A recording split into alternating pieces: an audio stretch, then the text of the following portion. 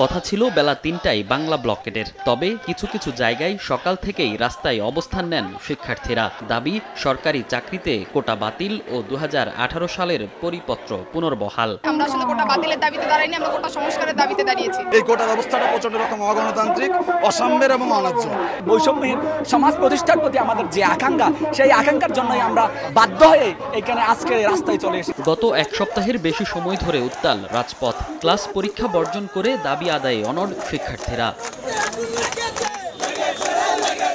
এতদিন বিচ্ছিন্নভাবে আন্দোলন করলেও এবার সারা দেশে সড়ক, মহাসড়ক ও রাজধানীর গুরুত্বপূর্ণ সব পয়েন্ট অবরোধ করে বাংলা ব্লকেট পালনের ঘোষণা দেয় শিক্ষার্থীরা। উদ্দেশ্য সড়ক, মহাসড়ক অচল করে দেবার। এতে রাজধানী জুড়ে তীব্র যানজটের শঙ্কা প্রকাশ করেছে ঢাকা মেট্রোপলিটন পুলিশ। যানজট এড়াতে রাজধানীর ধানমন্ডি শাহবাগ সড়কের বিকল্প ব্যবহারের অনুরোধ জানানো হয়।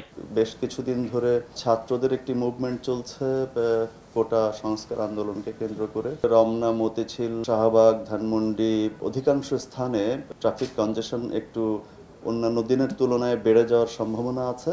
তো আমি এই অঞ্চলে গমনাগমনকারী ব্যক্তিবর্গকে আমরা ট্রাফিক বিভাগের পক্ষ থেকে অনুরোধ করব যে তারা বের হওয়ার সময় যেন পর্যাপ্ত সময় হাতে রেখে বের হয়।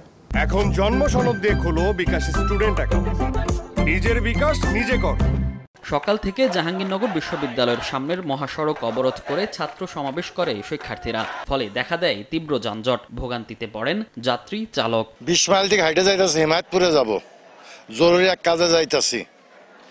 কি কষ্ট দেখেন রোদের ভিতরে, আটতে আটতে তো পানি পিপাসায় গলা বুক পর্যন্ত শুকিয়ে যাচ্ছে। আমরা সাভার যাব আজকে, ছাত্ররা কোটা আন্দোলন করতেছে, এই জন্য আমরা যাইতে পারতেছি না, আটকা পড়ছি। রাস্তা আটকাই দিয়েছে, এখন আমরা ঢাকা যাব, এখন হেঁটে যাচ্ছি, তখন আমাদের ভোগান্তি হচ্ছে। মাথায় কাফনের কাপড় নিয়ে বৈষম্যমূলক কোটা প্রথা বাতিল করে মেধাভিত্তিক নিয়োগের দাবিতে বিক্ষোভ ও মানববন্ধন করে বরিশাল বিশ্ববিদ্যালয়ের শিক্ষার্থীরা। এতে সৃষ্টি হয় জনদুর্ভোগের। কোটা আন্দোলন চলতেছে, এই জন্য যে বাস আটকাই দিচ্ছে আমাদের, এই জন্য আমাদের অনেক দুর্ভোগ হইতেছে আর কি। পটুয়াখালী থেকে আসছে, ওই দিয়ে হাঁটতে হাঁটতে এই তেমাইতে আসছি।